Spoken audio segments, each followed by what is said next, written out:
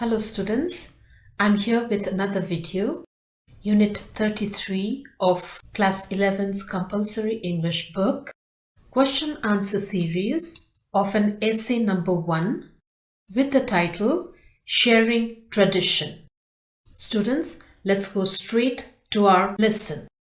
Turn to page 259. Understanding the text. Answer the following questions. A. According to Lapina, what is the importance of the oral tradition? To what extent do you agree with his opinions and why? Answer. According to Lapina, the importance of oral tradition is that it helps to preserve and maintain our culture. I totally agree to this opinion. As the elders die, the young people fill their places. Even though we know that no one lives forever, we can say that if the younger generation passes on their tradition, culture, and their way of living to the upcoming generation through oral practices like storytelling, explaining, narrating, that is through oral tradition, then it will get preserved. And then we can say that we have made our ancestors live. We, as individuals, have this responsibility to preserve our history, culture, and tradition, which is actually our self-identity. Only by doing so, we can say that we have kept our fathers and forefathers alive forever. B. Who preserve and pass on the oral tradition? We and our elder generation and our children, the younger generation, are responsible to preserve and pass on the oral tradition. C. What is the danger of not passing on information from generation to generation? The major dangers of not passing on information from generation to generation are: number 1, our history, culture, tradition might get lost as time passes by. They can get extinct. Number 2, we will lose our personal identity, which is so much important to us wherever we go. Number 3, people want to live with respect and dignity, which they can get by preserving their history, culture, and traditions. Number 4, oral tradition is the educational tool of understanding the natural world. Number 5, if we do not have our personal identity, it will be difficult for our youngsters to feel that our world also belongs to us, our parents, and our grandparents. With that, they can live comfortably in any part of the world with utmost confidence and self-assurance. D. What is the difference between oral tradition and literary tradition? Answer. Oral tradition is what we speak about, tell, explain, narrate, or describe orally about our history, culture, traditions, and ancestral practices to our younger generation or today's youngsters. Example, through songs, prose, poems, speeches, explanations, etc. Whereas literary tradition is what we preserve and share about our history, culture, traditions, and ancestral practices in writing, generally by publishing it in the form of essays, research reports, manuals, poems, stories, folktales, articles, chronicles, news reports, etc., especially in the form of writing. E. How does Lapina establish a relationship between art and the oral tradition? Answer: according to La Pena, for an artist, the oral tradition has an impact on how one visualizes the stories, the characters, the designs, and color. For art, the atmosphere, and other information which can be useful to an artist. If an artist's work is abstract, people will think, is it true to the stories narrated about it? At the time of doing one's art, the artist begins to relate conceptually instead of representationally to his source. That might be good or bad. Ultimately, being good or bad can refer to how we do our art, what's included or left out, and how true the artwork is to the real native thing. The artist will analyze whether our modern life and new things function independently or holistically with the old ways and symbols. A true artist tries to relate his art with the oral tradition for its authenticity and value. Now, reference to the context. A. La Pena states that the oral tradition helps maintain the values of a culture. If you believe that the oral tradition is important, how would you maintain it? Answer: La Pena states that the oral tradition helps maintain the values of a culture. I strongly believe that the oral tradition is very important. So, in order to maintain it, number one, I would tell folk stories, folk tales, my traditional Newari stories to the children, as they are the future generation. Number two, I would teach old traditional songs, our cultural dances, and poems to the children. Number three, whenever the festivals, celebrations, and life events like ceremony, Nwaran, Pasni, Vratabandh ceremony, marriage ceremony, Janku ceremony has to be done, I will explain it to the participants, foreigners, students, and near ones, the meaning and value of every religious rituals and cultural practices so that they know the value of it. Number four, I will explain the superstitious beliefs handed down from our forefathers to our children and other people. Number five, I will explain to people how old people, that is our fathers, forefathers, and ancestors, used to solve various problems of their life successfully with their traditional methods. Number six, I will narrate and read out stories, events, press releases to the people and talk about events, accidents, and happenings of our olden times. And the last point, I will orally teach children, young people about our history, culture, traditions, and ancestral practices.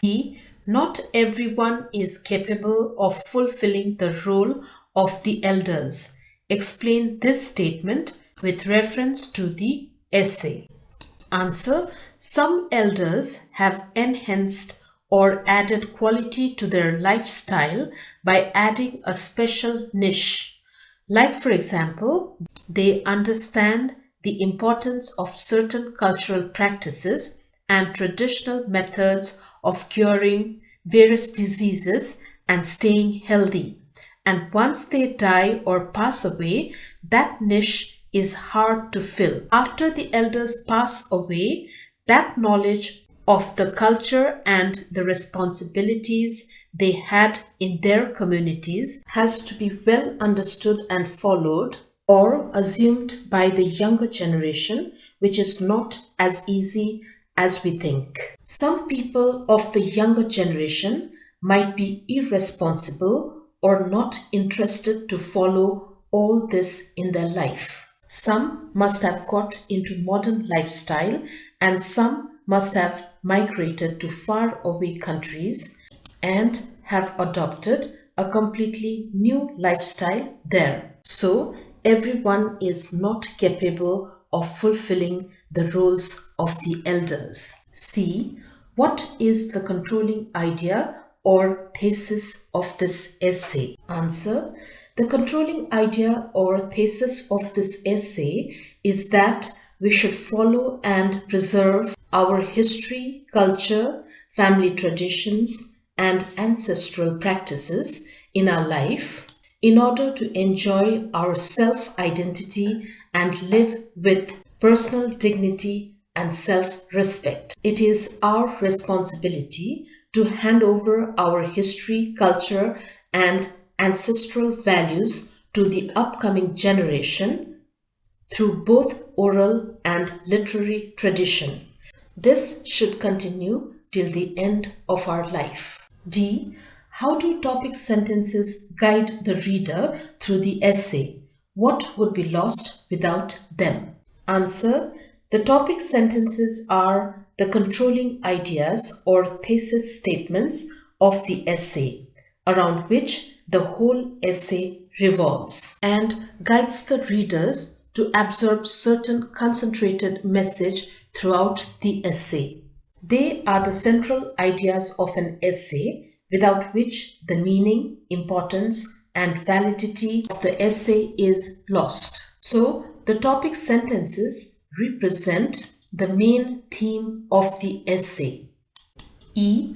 What are the four major problems developed by La Pena with regard to maintaining the oral tradition? How are they used to structure the essay? Answer. The four main problems developed by La Pena with regard to maintaining the oral tradition are as follows. Number 1. Some elders have enhanced or added quality to their lifestyle by adding a special niche, like maybe by adopting certain cultural practices and traditional values. Once they die or pass away, that niche is difficult to be filled and maintained by their upcoming generation, as everyone is not capable of fulfilling the roles of the elders. And today's new generation is not interested to follow the older generation and their ways of life. Number 2, today's younger generation don't have sufficient time and the patience to listen and understand what their elders want to share with them. Our generation is also repenting that they could not give enough time to listen to their fathers and forefathers. They regret that otherwise they could have learned so many important things from them. Now that they are no more in this world, we feel that we have lost that precious opportunity. Number 3, the knowledge that we are getting from the written or literary tradition is not authentic and trustworthy, as the writers love to present the facts as the people would want to read them. They are people pleasers, and once the book is published, it is very difficult to make changes to its content. Number 4, it is difficult to preserve our history, culture, and traditional values in this fast-growing, dynamic world dominated by science and modern technology. These problems are used as the main topic sentences which address the central theme of the essay. The whole structure or body of the essay revolves around these problems. They add meaning and value to the essay and makes it interesting to read. Now, reference beyond the text. A. Write a paragraph or two explaining your attitude toward the oral tradition of passing along information. Answer. I think oral tradition is an effective art form for passing on the information from one generation to the other. As a result, it helps to preserve and promote our history, culture, traditional values, and ancestral practices in the long run. Our youngsters should be trained to develop the patience within them and to communicate freely with the elder generation. They should be persuaded to spend quality time with their parents and with the elder members of their family and society. They should habituate themselves to deeply listen to them, make notes if possible, and to reflect on what they gained from the mutual conversation. This habit will help to build a strong relationship with the two generations and to understand the importance of one's cultural values and norms. We should also share the authentic information about our traditions and cultural practices to our youngsters through stories, poems, folk stories, cultural and historical accounts, and street dramas. This will help to transmit ancestral culture, skills, and the knowledge from the elders to the younger generation. As a result, our history, culture, and traditional values will be well preserved and promoted, and our people can live anywhere in the world with dignity and self-respect because they have their cultural identity. B. Our culture is our identity. Write a few paragraphs explaining how you intend to preserve your culture, values, and norms. Answer.